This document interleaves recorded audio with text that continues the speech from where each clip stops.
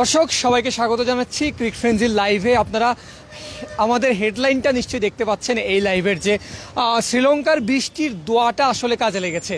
প্রথমে যেই ব্যাপারটা ছিল গতকাল থেকে আজকে সকাল ফার্স্ট সেশন পর্যন্ত মুশফিকুর রহিম আর নাজমুল হোসেন শান্তর যেই ওয়ালটা ছিল সে ওয়াল তারা ব্রেক করেছে। অনেক কষ্ট হয়েছে, অনেক অনেক চেষ্টার পরে তারা সেই ওয়ালটা ব্রেক করতে পেরেছে।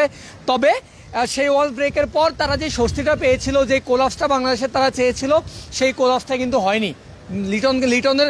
লিটনকে সাথে নিয়ে মুশফিকুর রহিম নতুন আরেকটা জুটি গড়ে ফেলেছেন। নতুন আরেকটা জুটি, যে জুটি আউট হওয়ার মোটামুটি সম্ভাবনা ছিল না বললেই চলে। এই মোমেন্টে শ্রীলঙ্কাকে ম্যাচে ফেরানোর জন্য কিংবা শ্রীলঙ্কাকে একটু স্বস্তি দেওয়ার জন্য যে জিনিসটা দরকার ছিল সেটা হচ্ছে বৃষ্টি। আপনারা দেখতে পাচ্ছেন আমার গায়ে ইতিমধ্যেই বৃষ্টির ফোঁটা পড়া শুরু হয়েছে। খেলা বন্ধ আপনারা দেখতে পাচ্ছেন।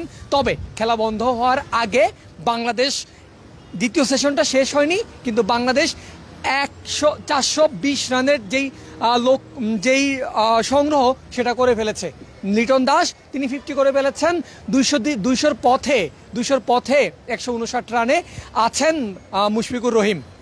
দর্শক যেটা বলছিলাম, আমরা গতকাল থেকে আজ পর্যন্ত যে বাংলাদেশ ব্যাট হাতে যে ডমিনেশন দেখানোর কথা, বাংলাদেশের ব্যাট হাতে যে ডমিনেশন দেখানো দরকার, সেই ডমিনেশন কিন্তু বাংলাদেশ দেখিয়েছে। কোনো দিকেই এতটুকু ছাড় বাংলাদেশকে দেয়নি। তবে একটা ইন্টারেস্টিং গল্প বলতে চাই দর্শক আপনাদের সাথে।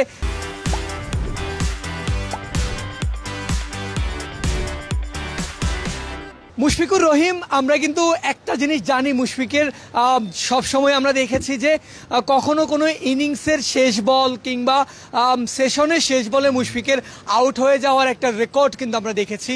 শেষ বলে তিনি সারভাইভ করতে পারেন না, অথবা দিনের শেষ বলে অনেক সময় আমরা দেখেছি যে মুশফিকুর রহিম আউট হয়ে যান। কিন্তু আজকেও সেই রকমই কিছু একটা ঘটতে যাচ্ছিল। বৃষ্টির জন্য মোটামুটি সব কিছুই রেডি, বৃষ্টি আসবে অথবা আকাশ অন্ধকার হয়ে গেছে। এরকম অবস্থায় যখন চারিদিক থেকে স্টেডিয়ামের মাঠের চারিদিক থেকে যখন কার্পেট নিয়ে মাঠের বয়রা যখন রেডি ছিল, ওই মোমেন্টে লাস্ট বল এই সেশনটার অথবা বৃষ্টির আগের শেষ বলে মুশফিক এলবিডব্লিউর ফাঁদে পড়তে যাচ্ছিলেন, যদিও আম্পায়ার সেটা আউট দেননি। এরপর সঙ্গে সঙ্গেই শ্রীলঙ্কান ক্যাপ্টেন ধনঞ্জয় দে সিলভা তিনি রিভিউ নিয়েছেন। দর্শক নোটেড যে ওই রিভিউ নেওয়ার জন্য কিন্তু তিনি বোলারের সাথেও কথা বলেননি, কারণ তিনি শিওর ছিলেন এই বল গিয়ে স্টাম্পেই হিট করবে। এবং কিন্তু আম্পায়ার আউট দেননি। যে আম্পায়ার সকালবেলা প্রথম সেশনে প্রথম সেশনে শান্তকে আউট দিয়েছিলেন, যেটা শান্ত রিভিউ নিয়ে, তখনও শান্ত এক মুহূর্ত দেরি করেননি, রিভিউ নিয়ে তিনি বেঁচে গিয়েছিলেন কারণ তার ব্যাটে বল এজড হয়েছিল। এবারও ঠিক সেম একই আম্পায়ার আউট দেননি।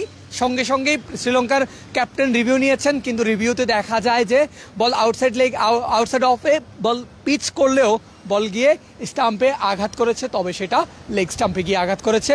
তাই আম্পায়ার্স কলে বেঁচে গিয়েছেন মুশফিকুর রহিম বেঁচে গিয়েছেন। আবারও ইনিংসের কিংবা যে একটা ঘটনা কিংবা যে কোনো একটা সময়, এই সময়ের শেষ বলে মুশফিক আউট হতে পারতেন, তবে আম্পায়ার্স কলে তিনি বেঁচে গেছেন। যাই হোক, এটা আমাদের জন্য সুখের খবর, কারণ মুশফিক এখনও সার্ভাইভ করছেন। The owner of Galle stadium, Mushfiqur Rahim, he is still in rhythm, he is still in match. তিনি 200-র দিকে এগোচ্ছেন। মুশফিকের ক্যারিয়ারের 4 নম্বর 200-র দিকে তিনি এগোচ্ছেন।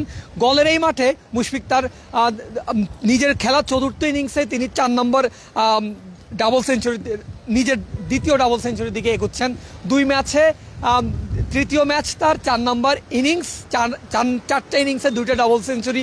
It will be wonderful after his career, অথবা যখনই তাকে নিয়ে কথা উঠবে, যখনই শ্রীলঙ্কান ক্রিকেটে মুশফিককে নিয়ে কথা উঠবে, এটা সবাই মানবে। কারণ আমি এখন পর্যন্ত এখানে গত 2 দিনে আমি যতটুকু কথা বলার চেষ্টা করেছি লোকালদের সঙ্গে, লোকাল দর্শকদের সঙ্গে, যারা ক্রিকেট সবসময় দেখেন, যারা ক্রিকেটকে ভালোবাসেন, তাদের বেশিরভাগের মুখেই আমি শুনেছি তারা বাংলাদেশ ক্রিকেটকে যতটুকু ভয় পায়, ততটুকু ভয় পাওয়ার প্রধান কারণটার নাম মুশফিকুর রহিম।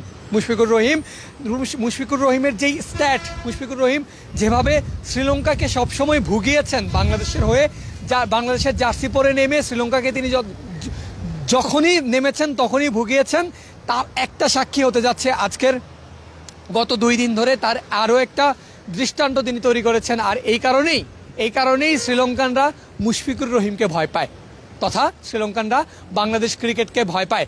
তো যাই হোক দর্শক, গুড়ি গুড়ি বৃষ্টি পড়ছে, তবে এই গুড়ি গুড়ি বৃষ্টিতে খেলা চালিয়ে যাওয়া সম্ভব না। তার চেয়ে তো বড় কথা হচ্ছে যদি সূর্য না ওঠে আর এই বৃষ্টি যদি চলে, আজকে খেলা চালিয়ে দেওয়া সম্ভব না।